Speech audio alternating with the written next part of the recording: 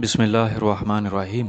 अज़ीज़ दोस्तों, आज मैं आपके सामने रिज़्क़ में बरकत का ऐसा तरीका बयान करूँगा जो हमारे प्यारे आका, अल्लाह के प्यारे हबीब, आखिरी नबी, आखिरी रसूल, ताजदार मदीना, सुरूर सीना, अहमद मुज्तबा, हज़रत सैयदना व मौलाना जनाब हुज़ूर मोहम्मद मुस्तफ़ा सल्लल्लाहु अलैहि वसल्लम ने इरशाद फरमाया।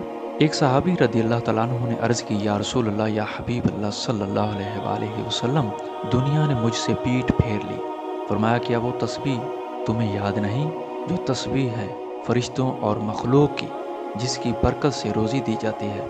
जब सुबह सादिक तुलू हो तो ये तस्बीह 100 बार पढ़ा करो। सुबहानल्लाहि व बिहम्दिही, सुबहानल्लाहिल अज़ीम, अस्तगफिरुल्लाह। दुनिया तेरे पास जलील होकर आएगी। वो शख्स चला गया, कुछ मुद्दत ठहर कर दोबारा हाजिर हुआ। अर्ज़ की, या रसूल अल्लाह, या हबीब अल्लाह सल्लल्लाहु अलैहि वसल्लम, दुनिया मेरे पास इस कसरत से आई है, मैं हैरान हूँ, कहाँ उठाऊँ कहाँ रखूँ।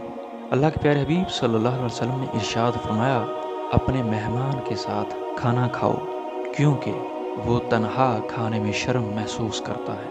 अज़ीज़ दोस्तों, ये थी हमारी आज की वीडियो। मिलते हैं फिर किसी नए वीडियो के साथ। अपने दोस्त मोहम्मद शफीक को इजाज़त दीजिए। अल्लाह हाफिज़।